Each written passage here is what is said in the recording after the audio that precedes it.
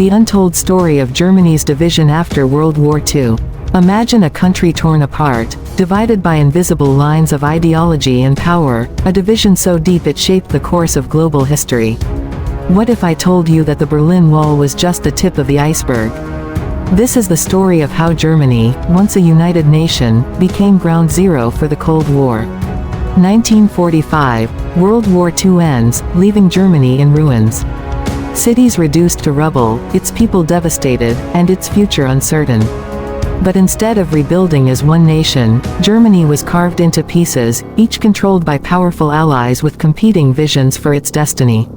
What you'll learn. In this video, we'll uncover how and why Germany was divided after the war, the surprising roles played by global superpowers, and the lesser-known events that turned Berlin into a Cold War battleground.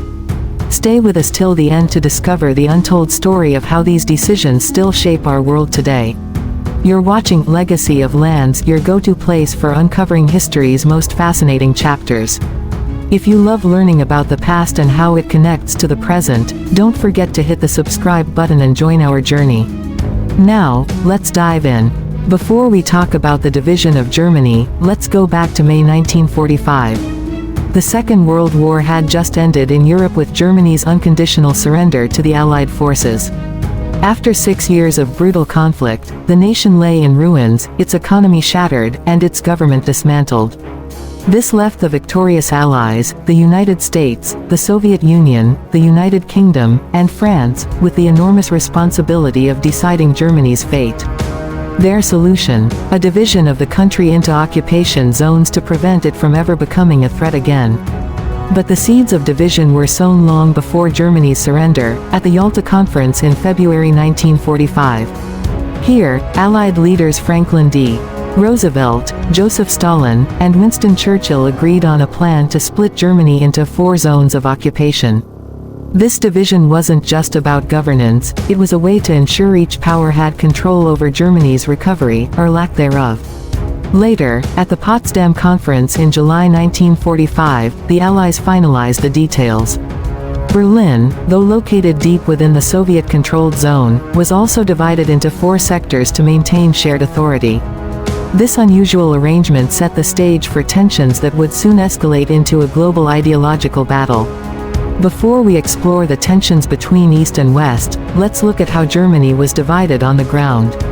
The country was split into 4 zones. The Western zones, controlled by the United States, the United Kingdom, and France, aimed to rebuild Germany as a democracy. The Eastern Zone, under Soviet control, focused on implementing socialism and consolidating communist influence. Berlin, the capital, mirrored this division. Although it was entirely within the Soviet zone, the city itself was divided into 4 sectors, one for each Allied power. This meant that while the Soviets dominated East Germany, they couldn't fully control Berlin. This division of Berlin created an early flashpoint, as it became a tiny island of Western influence surrounded by Soviet-controlled territory. Before we dive into the dramatic events of 1949, it's crucial to understand the growing rift between the Allies. The Cold War, a period of intense ideological rivalry between the United States and the Soviet Union, began almost immediately after Germany's surrender. Tensions escalated as the Western Allies sought to rebuild their zones of Germany through economic aid and democratic reforms, while the Soviets imposed strict control over their zone, seizing resources and establishing a communist regime. These competing visions for Germany's future made a unified nation impossible. One of the first major crises came in 1948 with the Berlin blockade, when the Soviets tried to cut off all supply routes to West Berlin, hoping to force the Western Allies out of the city.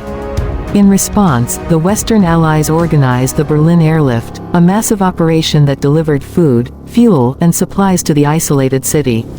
For nearly a year, cargo planes flew in every few minutes, demonstrating the West's resolve to resist Soviet pressure. Before we discuss the Berlin Wall, we need to look at what happened in 1949. By this time, Germany was effectively split into 2 nations. In the West, the United States, the UK, and France merged their zones to form the Federal Republic of Germany, West Germany, a democratic state aligned with capitalist ideals. Meanwhile, the Soviet Union established the German Democratic Republic, East Germany, in its zone, a communist state under its control. The two Germanys couldn't have been more different. West Germany experienced rapid economic recovery, thanks in part to the Marshall Plan, while East Germany struggled under Soviet-imposed policies.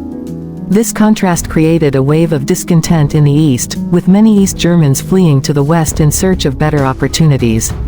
Before we discuss the wall itself, let's understand how East and West Berlin functioned before 1961. Despite the division of Germany, the border between East and West Berlin remained open. East Germans could travel to West Berlin relatively freely, making it a popular escape route for those seeking better opportunities in the West. By the late 1950s, this freedom became a significant problem for East Germany, as it faced a massive brain drain. Teachers, engineers, and skilled workers were leaving in droves. In August 1961, the East German government took drastic action. Overnight, barbed wire and makeshift barriers appeared around West Berlin, cutting off all movement between the two sides. This would soon evolve into the Berlin Wall, a heavily fortified structure designed to stop East Germans from fleeing to the West. For 28 years, the wall stood as a symbol of the Cold War, dividing not just Berlin but also families, friends, and a nation's shared history. The division of Germany had far-reaching consequences during the Cold War. Economically, the differences were stark. West Germany, fueled by the Marshall Plan and a capitalist system, experienced what was called the Wirtschaftswunder, or economic miracle, becoming one of Europe's strongest economies. In contrast, East Germany struggled under Soviet-style socialism, with limited consumer goods and a stagnant economy. The social impact was equally devastating. Families were separated by the Berlin Wall, unable to see each other for decades. The wall itself became a deadly barrier. Attempting to cross it meant risking one's life, as border guards were authorized to shoot escapees. This division wasn't just physical, it was deeply emotional, leaving scars that lasted long after the wall fell.